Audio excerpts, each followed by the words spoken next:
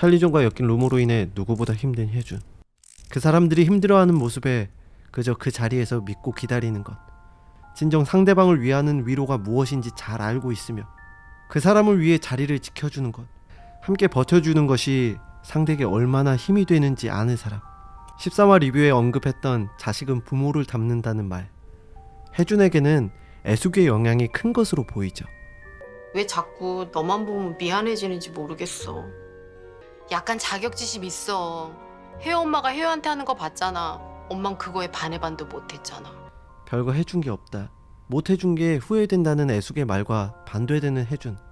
오히려 애숙을 통해 많은 것을 보고 배웠던 것이죠. 열심히 노력하고 성실하게 행동해서 왔지. 이성적이고 남에게 폐 안 끼치고 누구보다 연기 열정이 강했어. 그저 이성적이고 강하며 그릇이 컸던 게 아니라 사실 가장 외로운 캐릭터였으며 그것을 꾹 이겨냈던 것이었죠. 혜준에게는 그저 생각 정리하기 위해 했던 평범한 행동, 과거와 다른 많은 관심, 혜준이 지켜봐왔던 불빛들은 오히려 더 파랗게 혜준을 밝히고 있죠. 이 길을 수없이 올라다니면서 절망과 희망을 반복했다. 애숙이 혜유 집에서 배웠던 생각이 현재 혜준이 느끼고 있는 것과 같아 보이죠. 별거 없다. 돈 많으면 편해지는 부분이 있긴 한데 기죽을 필요 없다고. 인기 있고 돈이 많아졌지만 이런 사람도 별거 없다. 스타도 그저 같은 사람이라고. 나 중학교 3학년 때 너한테 엄청 창피했었어. 근데 우린 그때 찐 친구가 됐잖아. 너 나한테 창피할 거 없어. 과거 열등감과 수많은 냉대, 비교들로 인해 깎이고 깎여버렸던 자존감. 니네 집 쪽은 우리 집 쪽이 안 보이니까 신경 안 쓰고 살 수 있지만 우린 안 그래.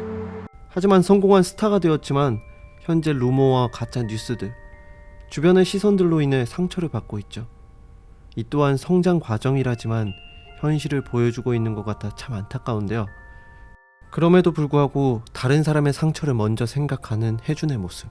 현재 번아웃이 된 상태이지만 자신이 느꼈던 감정들을 솔직하게 인정하고 혜유의 힘들어하는 모습을 통해 진심으로 공감하는 속 깊은 위로를 하죠. 신경 안 쓰려고 해도 니네 집 쪽에서 보내는 엄청나게 환한 불빛을 보면서 꿈을 키워. 나도 부자가 되고 싶다. 자신의 방을 다시 한번 훑어보는 장면과 소리내어 울면서도 웃는 이유 또한 정화가 말했던 아빠 세대 사람 같아. 자식들 먹여 살리느라고 자기 삶이라곤 일도 없이 일만 하는, 이라는 말이 단지 불안정한 자신의 심리를 표현하는 말이 아니라 복합적인 감정과 함께 혜준이 보였던 행동을 암시하는 말이었죠. 그저 혼자 마음 편히 울 수 있는, 기댈 수 있는 방이 있어 좋은 혜준. 빚을 갚고 반지하로 내려온 설정은 자신의 가족들을 뒷바라지하는 자신이 옥탑도 1층도 아닌 지하로 내려온 이유는 부모님의 모습이 그러했듯 가장의 모습을 보여주는 하나의 매개체로 문과 다른 복선으로 사용되고 있죠. 하나의 문을 열었을 때 또 다른 문이 존재할 수 있으며 내가 아버지처럼 노는 문을 사람이야. 열어감에 따라 성장해 나아가고 내 있다. 말은 문을 고쳐주었던 아버지와 같은 가장의 모습으로요. 말까지 이쁘게 하면 너무 완벽하잖아. 그저 원했던 꿈을 이루었지만 성공은 행복의 끝이 아니다. 이후의 이야기도 존재하며 행복의 척도는 누구나 다르다는 것을, 정화가 선물했던 행복이란 책도 부록에 더욱 초점을 두었던 이유는 행복에는 부록과 같이 따라오는 게 있다는 것을 말해주는 것 같아 참 보면서도 많은 생각이 들었는데요. 이번 회차는 뭔가 여러 가지 생각이 들게 해주는 회차였던 것 같아요. 정화의 이 쓸쓸한 표정, 기분을 물어보는 이 말이 참 안타까운 것 같아요. 연애에 대한 두려움이 있던 정화가 용기를 낸 첫 번째 남자친구, 바쁜 남자친구를 위해 힘들지만 힘들지 않은 척, 외롭고 쓸쓸하지만 아닌 척 했던 모습. 툭 튀어나온 말이 있었지만 이런 말들이 정화에게는 배려였던 것이죠. 난 다행인데 언니 난 다행 같아. 궁금한 상황이 있지만 정작 상처받을까봐, 힘들어할까 묻지 못하고, 사랑함에 있어 공허함, 쓸쓸함이 너무도 큰 정화의 삶이었기에 그 두려움이 컸던 것이겠죠. 어른이 돼서는 다른 사람이 주는 우산 따윈 기대하지 않았다. 덕질만 하고 연애를 안 하려 했던 이유도 이후 느끼게 될 부가적인 감정들을 이미 어린 나이에 9살에 알고 있었기 때문이겠죠. 정작 사랑을 많이 받고 있고 받고 싶어 하지만 이런 마음도 나중에 돌아보니 후회가 되었다는 것이겠죠. 이런 디테일에 흔들리는 감정. 이게 사랑의 일부분이라는 걸 안다. 그때까지도 난 이런 감정을 받아들이지 않았다. 이때까지 혜유에게 많이 기대는 모습, 도움을 받는 모습이 점점 이해가 되면서 두 가지 마음이 있어. 소개받고 싶은 마음, 혜유한테 너무 신세졌다. 그러지 말자는 마음. 이 장면을 통해서 확실하게 그녀의 공허함을 채울 친구였던 그런 존재였다는 것을 부각시켜줬죠. 내 문제에 너무 빠져 있어서 딴 거 신경 쓸 여유가 없어. 그저 자신의 문제에만 빠져 있었고 남녀가 아니라 다른 것을 생각하기에는 여유가 없었다는 것이 아닐까요? 갈등을 두려워했던 정아. 대화의 부재가 컸음을 충분히 보여주는 장면이었죠. 대화를 하고 풀어간다면 충분히 풀리는 그런 오해, 서운함이었던 것. 우리 부모님처럼 살기 싫어서.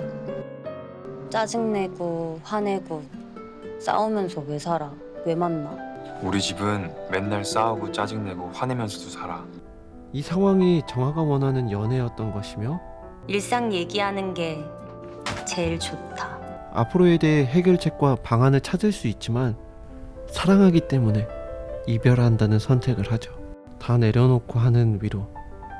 혜준의 그 자체를 말하는 모습이 오히려 자신이 듣고자 했던 고맙다는 이야기를 듣는 계기로. 그렇게 들으니까 근사하다. 그걸 알아줘서 고마워. 아... 오늘은 미안해 아니고 고마워네. 서로를 위하는 게 원하는 게 무엇인지 뒤늦게 알게 해준 말이겠죠. 사랑해.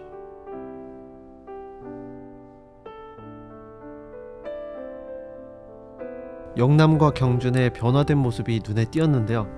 용돈을 받고 좋아하는 영남은 애숙의 말처럼 그저 80만 원이 작은 돈일 수 있지만 액수가 문제냐?